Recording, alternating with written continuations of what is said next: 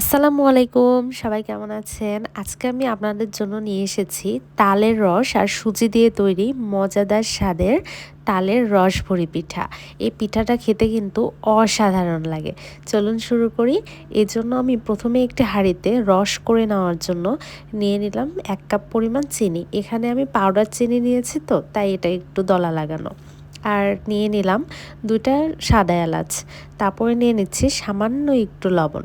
এরপর এটা যখনই একটা বলক দিয়ে আসবে তখনই এটাকে নামিয়ে ফেলতে হবে। খুব বেশি জাল করে ঘন করার কোনো দরকার নেই, শুধু একটু বলক আসলেই হয়ে যাবে। আমি এখন এটাকে একটি পাত্রে ঢেলে নিচ্ছি। ঢেলে আমি এটাকে সাইডে রেখে দিব ঠান্ডা হওয়ার জন্য। আর এদিকে আমি আমার তালের রসটা বের করে নিয়েছি। আমি তো কিন্তু তালের রস সবসময় ফ্রিজে রাখি পলিথিনে করে, ছোট ছোট করে টুকরা করে, যাতে করে আমার যখন দরকার তাতে আমি যেন খুব তাড়াতাড়ি বের করে এটাকে আর গলানোর দরকার না হয়, আমি ডাইরেক্ট রান্না করতে পারি। এই দেখুন এটা কিন্তু গলে গেছে। এ পর্যায়ে আমি দিয়ে দিচ্ছি এর ভিতরে ১ কাপ পরিমাণ দুধ। দুধের পরিমাণটা আপনারা ইচ্ছা করলে বাড়িয়েও দিতে পারেন। আমি এখানে ১ কাপ পরিমাণ দুধ ইউজ করেছি আর পানি ইউজ করেছি, যে পরিমাণ আমি পিঠা বানাবো সে অনুপাতে। আর এখানে আমি দিয়ে দিলাম ১ কাপ পরিমাণ সুজি। এখানে আমি সুজিটা দিয়েছি। তারপরে আমি দিয়ে দিলাম ১ কাপ পরিমাণ ময়দা। আর এখানে আপনার ইচ্ছা করলে চাউলের আটাও কিন্তু ইউজ করতে পারেন। আমার বাসায় চাউলের আটা ছিল, কিন্তু আমার ময়দাতে বেশি ভালো লাগে তাই আমি ময়দাটা ইউজ করেছি। আর এরপরেও আমি কিছুটা ময়দা অ্যাড করে দিয়েছি। এভাবে আমি সুন্দর করে আমার কাওয়াটা খসিয়ে নিয়েছি। দেখুন প্রিয় ভিউয়ার্স, আমার কাওয়াটা কিন্তু একদমই রেডি। এরপর আমি কাওয়াগুলোকে সুন্দর করে একটা গোল শেপ দিয়ে নিয়েছি। আর আমি আমার পিঠাগুলো কিন্তু রুটি ভাজার পিঁড়িতে বানাবো না, বানাবো একটা প্লেটের উপরে। সে কারণে আমি প্লেটে সামান্য তেল দিয়ে সুন্দর করে তেলটাকে ছড়িয়ে নিয়েছি। তারপরে আমি আমার আটার কাওয়াটাকে সুন্দর করে প্লেটের উপরে বসিয়ে নিচ্ছি। এক্ষেত্রে কিন্তু মোটেও বেলানি ইউজ করা যাবে না, হাত দিয়ে চেপে চেপে এটাকে পাতলা করে নিতে হবে। তবে খুব বেশি পাতলা করা যাবে না, যাতে এটা ভেঙে না যায়। সামান্য একটু মোটা রাখতে হবে। আপনারা আপনাদের আন্দাজ মতো করে নেবেন, আর ভিডিওতে খেয়াল করলে বুঝতে পারবেন। তারপর আমি এগুলোকে সুন্দর করে চারকানি শেপে কেটে নিয়েছি। কেটে নেওয়ার পরে আমি একটা পাতিলে গরম তেল দিয়েছিলাম। সেখানে আমার তেলগুলো যখন একদম ফুটন্ত হয়ে গেছে, সে মুহূর্তে আমি আমার পিঠাগুলোকে দিয়ে দিয়েছি। দিয়ে সুন্দর করে এটাকে ব্রাউন করে ভেজে নিয়েছি। গাইস, মানে তালের পিঠার কথা আমি কি বলবো, এটার কিন্তু সবচেয়ে বেশি সৌন্দর্য আমার দেখতে লাগে।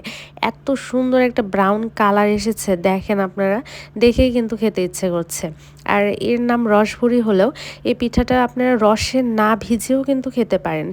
সেক্ষেত্রে অনেক মুচমুচে লাগে, খেতে অনেক ভালো লাগে। গাইস দেখুন, আমার কিন্তু পিঠাগুলো ভাজা একদমই শেষ। আমি এবার এটাকে প্রথমে জাল করে রাখা শিরার ভিতরে, চিনির শিরার ভিতরে একটা একটা করে ছেড়ে দিচ্ছি। ছেড়ে দিয়ে আমি এগুলাকে কিছুক্ষণ রেখে দিব। কিছুক্ষণ রাখলে কিন্তু এগুলা শিরাগুলোকে চুষে নিয়ে খুব সুন্দর টুপা টুপা হয়ে যাবে। আর টুপা টুপা হইলে এগুলাকে আমি উঠিয়ে রাখবো। যেহেতু আমাদের শিরার ভিতরে পানিও আছে, সেহেতু খুব বেশি টুবানোর দরকার নেই। একটু পরে দেখবেন এগুলো একটু ভেজা ভেজা হয়ে আসবে, সে মুহূর্তে আপনারা এগুলোকে তুলে ফেলবেন। আর আমি কিন্তু অনেকগুলো পিঠে বানিয়েছিলাম, সেহেতু আমি একটু এই পর্বের পিঠাগুলোকে উঠিয়ে আবার ওই পিঠাগুলোকে এর ভিতর দিয়ে দিব। সেহেতু আমি খুব বেশি না, 5 মিনিটের মতো ভিজিয়ে রাখবো। তালের এই পিঠাটা কিন্তু খেতে অসাধারণ লাগে। আপনারা তালের সিজনে কিংবা এমনি সিজনেও আপনাদের বাসায় যদি ফ্রিজে তালের রস থেকে থাকে, সেটা বের করে কিন্তু সুন্দর করে আপনারা এই পিঠাটা বানিয়ে নিতে পারেন। গাইস দেখুন, আমার কিন্তু এখানে এই পিঠাটা কিন্তু একদমই ভিজে রেডি, মানে চিনির রসে ভেজানো হয়েছে। আর বাকিগুলো দেখতে পাচ্ছেন আমি চিনির রসে ভিজিয়ে রেখেছি। দেখুন এটা কত নরম হয়েছে। যারা নরম খেতে চান তারা চিনির রসে ভিজিয়ে খাবেন, আর যারা মুচমুচে অবস্থায় খেতে চান তারা তেলে ভাজার পরে খেয়ে নেবেন। আমার মেয়ে পছন্দ করে মুচমুচে, তাই সে মানে ভাজার পরে খায়। আর আমরা একটু নরম নরম পছন্দ করি। নরম নরম কিন্তু এটা পাউরুটির মতো একটা টেস্ট আসে।